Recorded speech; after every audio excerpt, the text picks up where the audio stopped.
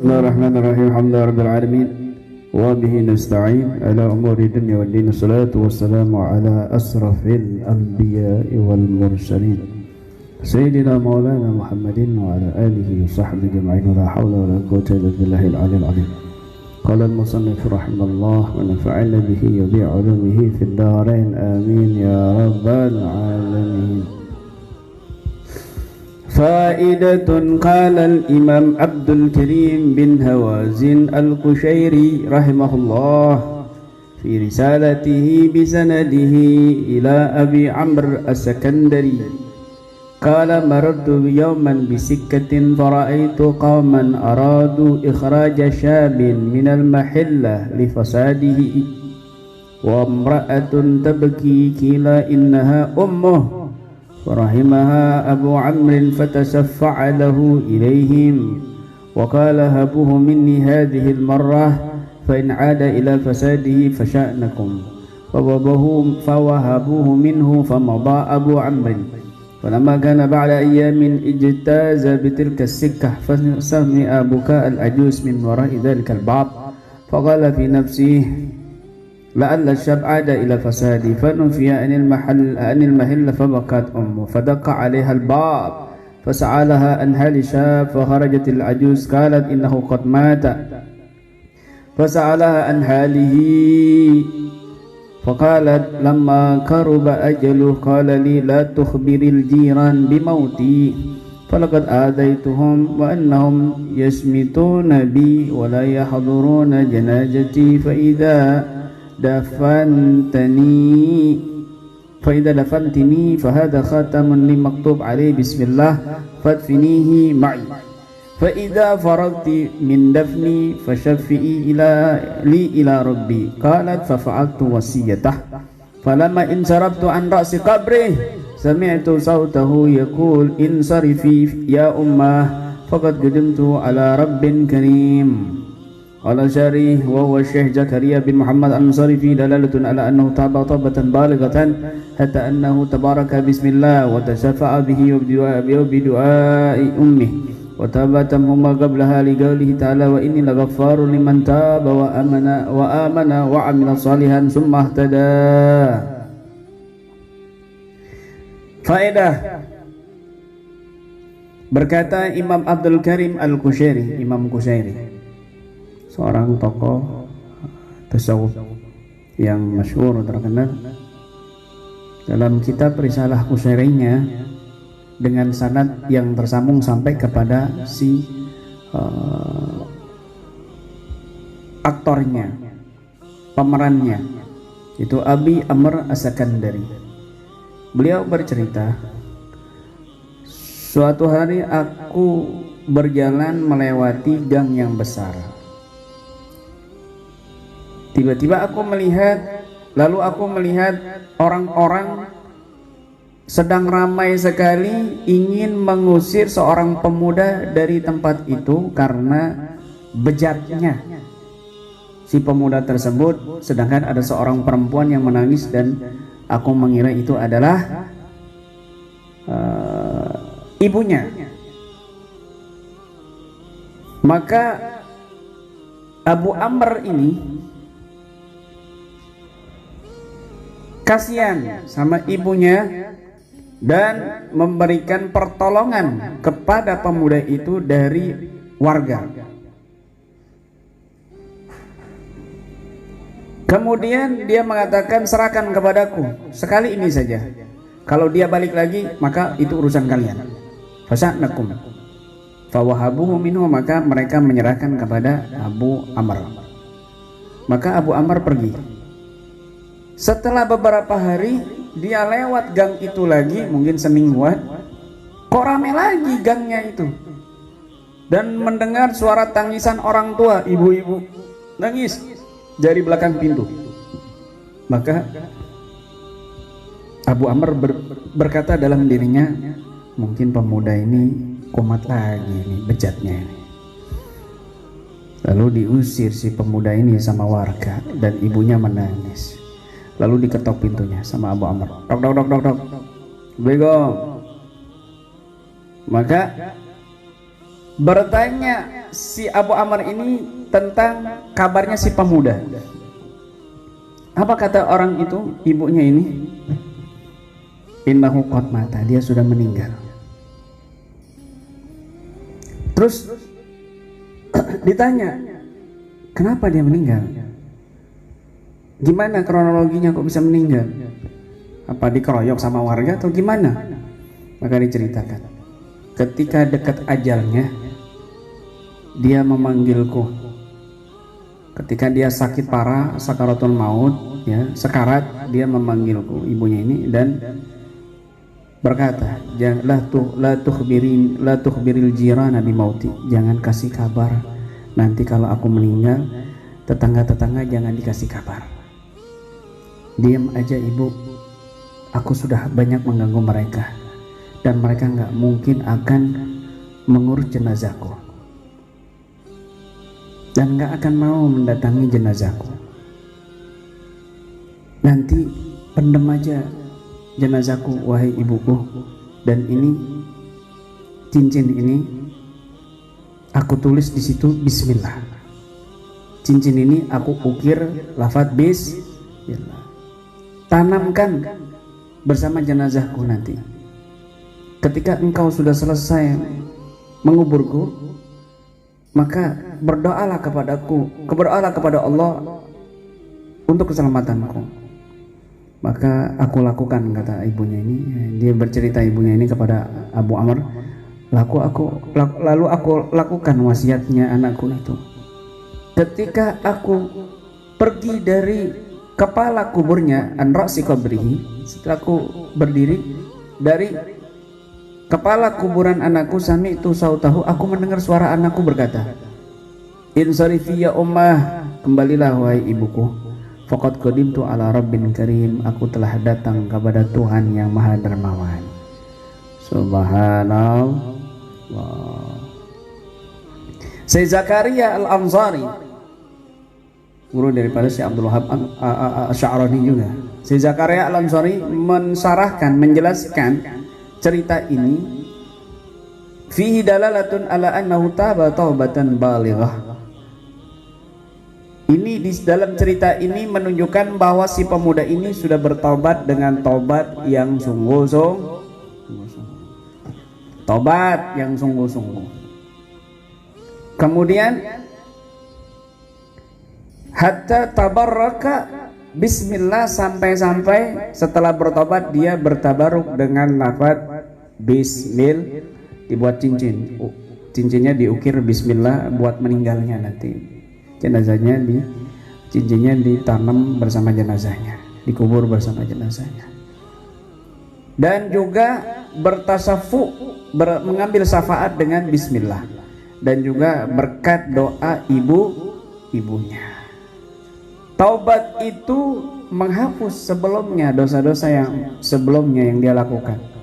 Kalau dia bertobat sungguh-sungguh, seorang kalau bertobat sungguh-sungguh, taubatan nasuha, taubatan balighah, maka taubatnya itu menghapus segala dosa-dosa yang dia lakukan sebelumnya.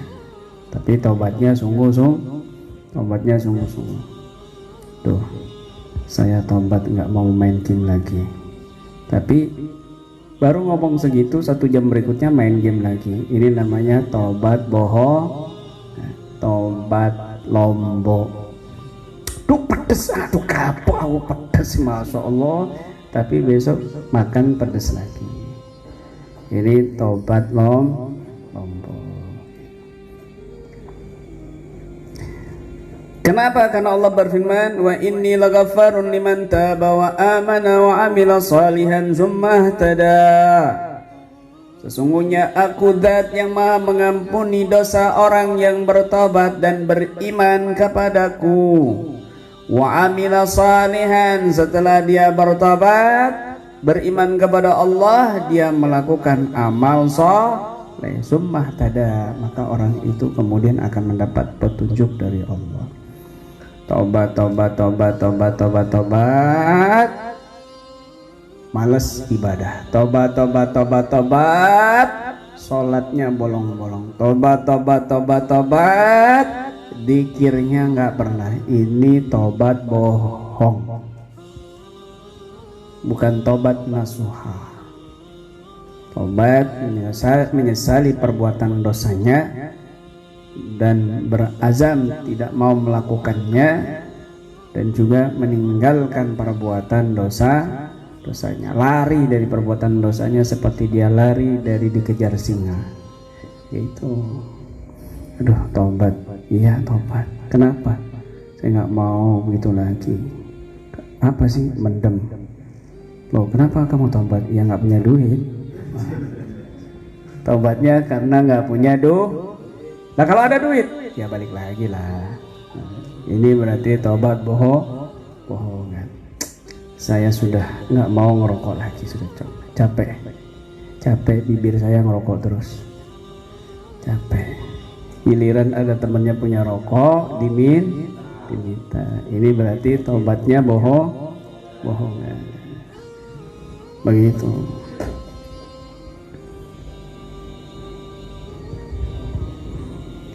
Nah, juga berkat doanya ibunya. Berkat doa ibunya. Makanya yang masih punya ibu, ngomong sama ibu, bu, kalau nanti saya meninggal duluan, ibu doain saya ya. Gitu. Ngomong sama ibunya. Kalau ada yang masih punya ibu itu lebih mujarab doanya daripada wali di kampung kamu. Doa ibumu yang biasa saja, ibadahnya dijaga, itu lebih utama daripada wali. Apalagi ibu kamu orang salehah, rajin ibadah, hatinya bersih. Oh, dahsyat, luar biasa. Sabar, ketemu orang senyum. Ada orang berbuat salah senyum, ditegur tapi sambil senyum. Aibnya orang lain dirahasiakan, gak diumbar-umbar. Ngeladenin, sabar. Masak, sabar. Nyuci, sabar. Masya Allah, pagi-pagi sudah datang, ngepel, nyapu, masak, ini senyum. Wah, ketemu orang senyum. Wali benar ini perempuan, begitu. Wali beneran ini perempuan, Masya Allah. Minta doa sama ibu yang seperti itu. Oh, cepat kamu jadi wali, cepat kamu jadi wali. Hatinya bersih, nggak ada iri, nggak ada dengki, nggak ada musuhin orang. Oh, dimarahin suaminya, sabar senyum. Bentak-bentak suaminya, sabar senyum. Ada masalah dalam keluarganya, disimpan sendiri. Curhat sama Allah, sholatnya nggak pernah ditinggalkan. Masya Allah. Jarang 1001 perempuan seperti itu di sini. Begitu. 1001 perempuan yang seperti itu. Masya Allah, luar biasa. Sabar, senyum, nggak ada capek-capeknya. Padahal kerja dari pagi, dari jam 7 sampai jam sore, masak itu, ketemu kamu senyum, ketemu kamu senyum. Luar biasa. Ini waliyah, wali, seorang wali perempuan. Masya Allah. La ilaha illallah Muhammadur Rasulullah. Al-Habib Ali bin Muhammad Al-Habsyi. Kenapa beliau jadi wali besar, terkenal, karomahnya luar biasa? Karena sering minta doa sama ibunya. Ketemu Habib besar, Umi doakan aku seperti dia. Umi doakan aku seperti dia. Umi doakan aku seperti dia. Didoain. Masya Allah.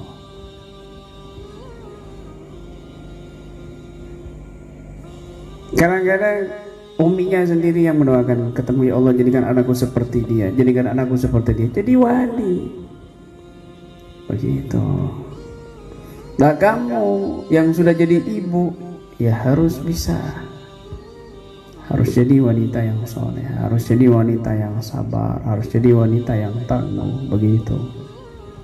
Dan doakan anak-anak kamu, jangan cuma doanya ya Allah Rabbana atina fid dunya hasanah wa fil akhirati hasanah wa qina adzabannar.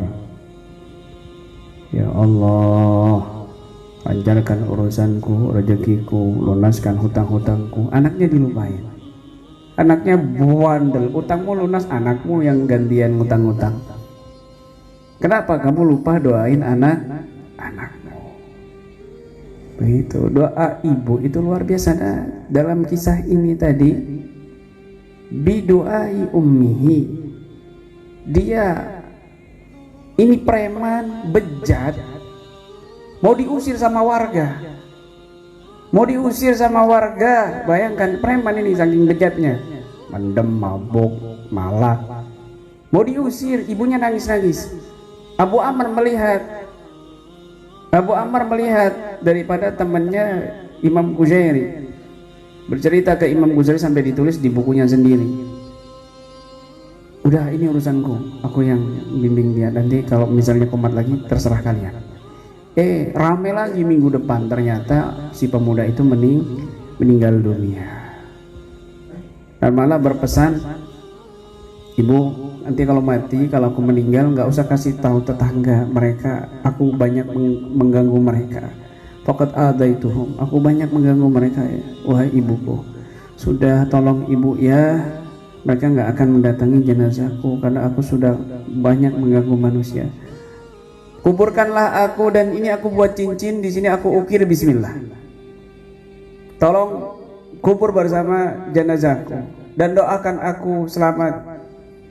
Barokahnya tabaruk dengan bismillah, tabaruk dengan bismillah, dan mendapat syafaat dari doa ibunya. Masya Allah. Ini Ibn Abbas gala, Ibn Abbas berkata, man qala bismillah, barang siapa yang berucap bismillah, faqad dzakarallah, maka dia telah mengingat Allah. Wa man qala alhamdulillah faqad syakarallah, barang siapa yang berucap alhamdulillah maka dia telah bersyukur kepada Allah. Wa man qala Allahu akbar, barang siapa yang mengatakan Allah akbar faqad adzama Allah, maka dia telah mengagungkan Allah. Wa man qala la ilaha illallah faqad wahhadallah, barang siapa yang mengucapkan la ilaha illallah maka dia telah mentauhidkan Allah.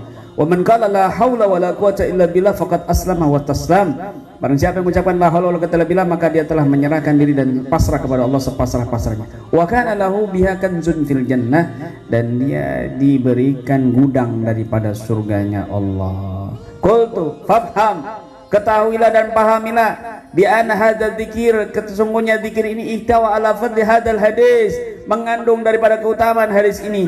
Fa inna bismillah walhamdulillah zahiratun fi, karena bismillah dan alhamdulillah sangat jelas di situ. Wala ilaha illallah wala haula quwwata illa billah batinatun fi qawli wal khair wa syarr bi masyiatillah, sedangkan la ilaha illallah dan la haula wala quwwata illa billah itu tercantum di dalam kalimat al khair wa syarr bi masyiatillah, kebaikan dan keburukan semua dengan kehendak Allah. Itu terangkum la ilaha illallah wala haula wala quwwata illa billah, maknanya juga sama dengan al khair wa syarr bi masyiatillah. Bismillah walhamdulillah wal khair wa syarr bi masyiatillah, begitu barokahnya dan karomahnya bismillah, dan fadilahnya luar biasa, dan itu sudah kita baca di dalam kitab dalam zikir Ratibul Hadda. Masya Allah. Sedikit kita baca tabaruk bab Ahkamul Marjan fi Ahkamil Jan, hukum-hukumnya jin. Fi firakil jin wa nuhalihim, dalam kelompok-kelompok, tentang kelompok-kelompoknya jin dan agama dan komunitas-komunitas mereka. Allah telah mengabarkan kepada kita tentang jin bahwasanya mereka berkata, ini jin diceritakan oleh Allah, wa anna minnas salihun, kami ini ada orang-orang soleh, wa minna duna dzalik, dan kami juga ada yang bukan orang soleh, kunna tara'iqa qidada, Tariqah kami bermacam-macam. Madzahib syatta, madhab kami bermacam-macam. Muslimun wa kuffar, wa ahlu sunnah wa ahlu bid'ah. Mereka juga ada muslim dan orang kafir, dan juga ahlu sunnah dan juga ahlul bid'ah. Wa anna minal muslimun minnal qasitun faman aslam fa ulaika taharra rasyada wa amal qasitun fakan jahannama khatara. Mereka juga ada muslim yang taat, ada muslim yang tidak taat. Kalau muslim yang taat, mereka akan berhati-hati di dalam petunjuk Allah, dan muslim yang tidak taat ataupun kafir, mereka ini akan menjadi kayu bakar neraka Allah nanti. Na'udzubillah min dzalik. Masya Allah. Jadi jin itu bermacam-macam, ya. Jin itu bermacam-macam. Ada yang muslim, ada yang kafir. Ada yang ahlu sunnah, ada yang ahlul bid'ah, ada yang syiah, wahabi, ada yang NU, ada yang Muhammadiyah. Bermacam-macam. Agamanya jin juga bermacam-macam. Sama seperti manusia kalau dalam hal ini. Diceritakan di sini, dengarkan baik-baik. Anna Safwan bin Mahras al-Mazini kana idza qama ila tahajjudi min al-lail qama ma'ahu sukanu darihi min al-jin fa sallu bi salatihi wa sama'u li qira'atihi. Safwan bin Mahras al-Mazini kalau bangun malam salat tahajud, maka penghuni rumahnya dari bangsa jin juga salat berjamaah bersama Safwan dan juga mendengarkan bacaan Al-Qur'annya Safwan. Jadi Safwan ini kalau bangun malam tahajud, mesti di belakangnya jin-jin penghuni rumahnya ikut sholat berjamaah. Berarti di rumahnya itu penghuninya jin muslim. Paham ya? Jin muslim. Kemudian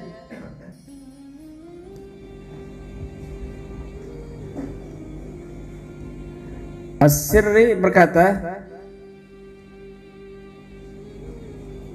beliau ini kalau sholat malam bangun itu Yazid ya, Yazid wa anna alam. Beliau ini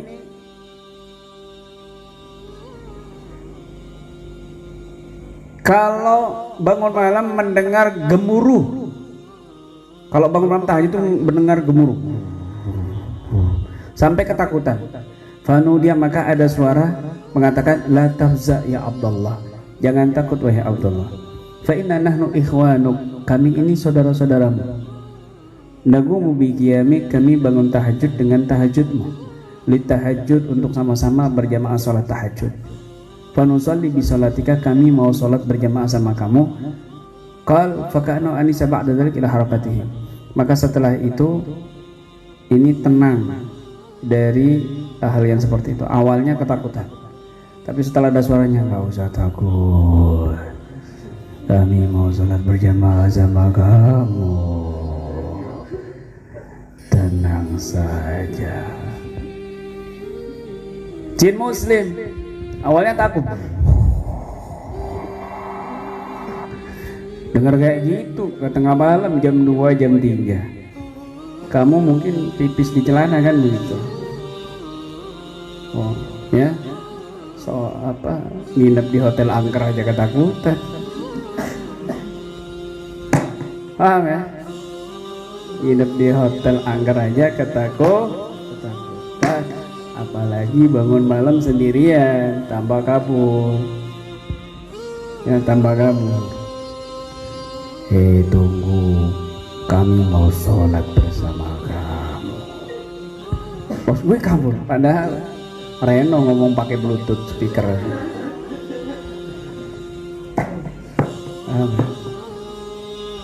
Jadi ada jin-jin itu yang kadang ikut sholat berjamaah sama kita. Ya, ciri-cirinya ya. Kalau kamu sholat bangun malam, kemudian tuh kamu merinding, sholat merinding, suasana hening, itu berarti ada yang di belakang kamu ikut berjamaah, baik itu dari bangsa jin atau mungkin roh-roh suci. Ini ada di kitab Syattal Fawaid, Fawaid Syatta, kitab Fawaid Syatta ya. Allahu Akbar. Berasa kayak ada yang berjemaah di belakang, merinding kamu. Lanjutin sholat kamu, nggak mungkin kamu dicekekkan ya. Tendang, wah nggak mungkin mau kamu sholat kok. Kamu biasa aja nggak akan digitukan, apalagi kamu sholat. Takutan akhirnya sholatnya di belakang tembok. Di belakang tembok sholatnya, jengdingnya ya susah kan begitu. Kacau loh ya sholat. Itu berarti ada jin-jin yang di rumah kamu. Makanya kamu itu kalau di rumah misalnya, apalagi di tempat majlis seperti ini, jangan macam-macam. Jangan macam-macam. Kenapa? Pasti majlis-majlis yang seperti ini pasti ada jin-jin muslim yang ikut bergabung dzikir dan paham ya, dzikir dan sholat berjamaah. Dan kadang-kadang nunggu di situ, jagain ada kotoran cicak atau apa, dibersihin sama dia. Cicak jatuh dibersihin sama jin itu, nggak ada cicak sama sekali, seolah-olah nggak ada cicak. Kenapa? Diusir-usirin sama jinnya. Jarang kelihatan ada kotoran cicak dan lain sebagainya. Kadang kucing yang nyamar itu, mata-mata masuk, ngencing saja ada, ngencing minuman dan sebagainya, atau mungkin pokoknya begitu, diusir-usirin sama, tiba-tiba kucingnya lari, padahal nggak kelihatan ada orang di situ. Ada jin yang ngusir, ada jin yang makanya kamu kalau pulang ke rumah, sunnahnya salamnya kan beda. Kamu kalau ke rumah ini nggak ada orang, kamu baru pulang, bukan assalamualaikum salamnya, assalamualaikum wa alaina wa ala ibadillahi sholihin. Begitu sunnahnya. Assalamualaikum bah, nggak ada orang, assalamualaikum bah, begitu. Waalaikumsalam alaina wa ala ibadillahi sholihin. Sunnahnya begitu. Kenapa? Karena ada penghuni selain kamu di situ. Ada penghuni selain kamu di situ. Makanya jangan macam-macam. Di majlis nonton video porno, wah, besok-besok matamu bisa picak kan nih. Ada juga begitu yang kencing sembarangan di pohon, akhirnya bengkak burungnya sampai membesar, bengkak, jalannya kayak orang Sunda, pincangan gitu. Kenapa? Bengkak, disentil sama jinnya, cedut. Paham ya? Bahaya itu. Makanya kencing itu jangan sembarangan. Kencingnya itu permisi dulu. Nah, apalagi ngawur mentang-mentang baru sunat, ini semprotan abang.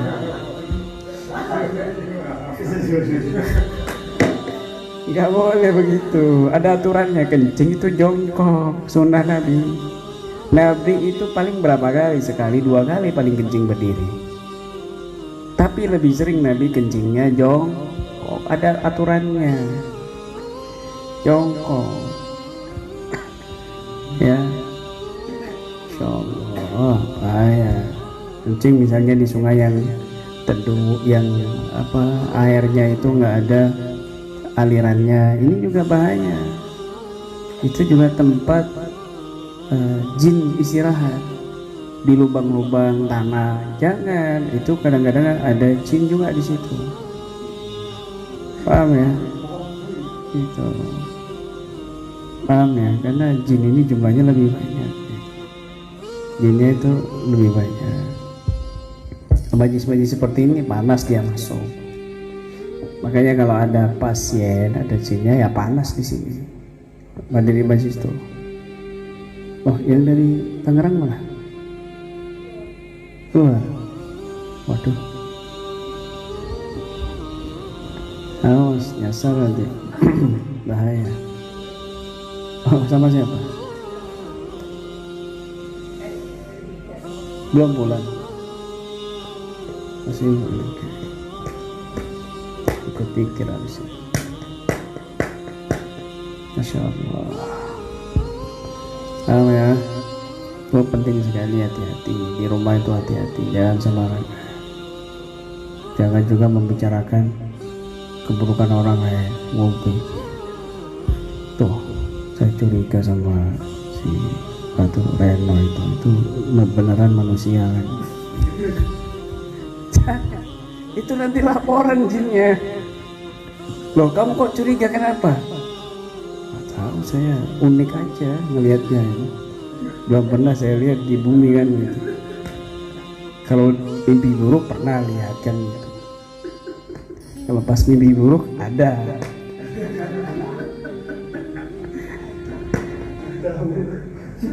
Nanti jinnya bilang, hehehe, kamu kok bicarain teman saya? Jangan, itu memang mukanya lebih buruk dari kami, tapi hatinya suci boy kan gitu. Tapi hatinya itu bersih. Muka memang begitu, muka itu ya lebih menyeramkan dari bangsa kami, tapi hatinya Hello Kitty kan gitu. Hatinya Hello Kitty, ya Allah. Itu jangan, kadang-kadang jinnya itu juga kentut, jangan sembarangan. Lagi di majlis gak ada orang kamu kentut, di situ ada jin, mungkin pas mukanya jin kamu kentutin. Jangan salahkan muka kamu kayak gitu. Kualat sama jin. Keseringan ngentutin jin, mukanya jin dikentutin, kualat muka kamu. Hati-hati, nggak sengaja. Nah, makanya nanti kadang-kadang jinnya tuh tersinggung gitu loh. Ya, kamu pikir majelis itu nggak ada jin? Ada. Ini jin-jin lagi pada ketawa, ini kan begitu. Lagi pada ketawa, ya Allah. Jin-jin ini yang denger ikut ngaji tuh pada ketawa. Ya Allah, kami sebenarnya kasihan sama sahabat kami Reno. Tapi mau apa lagi kan begitu? Dia sudah kadung berubah jadi manusia.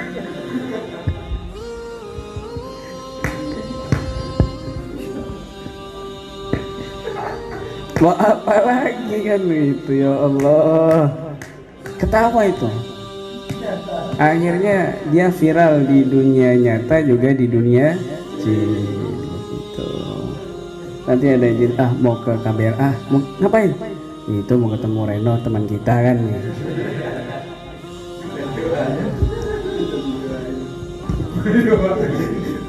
Ya, begitu, Insya Allah. Kadang-kadang begitu. Ada juga yang sholat di musola, dipindah pagi-pagi menjelang subuh sudah ada di luar musola. Dia penasaran, ya kan? Kemudian dia sholat lagi, dia tidur, kemudian dipindah lagi. Banyak kejadian seperti itu, banyak sekali. Kenapa? Ada jin yang biasa dia ibadah di situ, tapi dibuat tempatnya buat tidur sama kamu. Ya dipindah, terutama di mihrab. Ya, coba aja kamu tidur di mihrab musola coba. Ya, begitu. Atau mungkin kamu coba tidur di sini. Ya, di tempat saya kamu coba tidur di sini. Coba, banyak ada suara.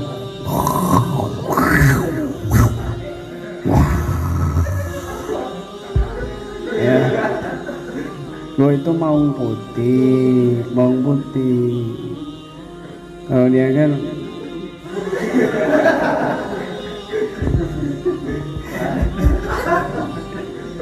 Kalau dia itu suara macan makan kuaci gitu. Wajah keruruk kan begitu. Saut-sautan gantian sebelahnya kan begitu. Begitu. Ya sama. Tidur semuanya bermasalah, nggak ada yang beres loh. Yang satu ngelindur terus, yang satu ngeroek-ngeroek, yang satu porno tidurnya. Duh. Mungkin dulunya tuh dia penjual daleman gitu. Salah satu cara promosinya itu begitu. Cara promosinya tuh begitu. Mending dalamannya maco. Enggak. Gambar Mickey Mouse di belakang. Enggak beres. Tidur itu pakai celana sirwal panjang. Tidur pakai kancut. Dibuka-buka. Mending maco, gambarnya Upin Ipin di belakang. Ya Allah Karim, la ilaha illallah.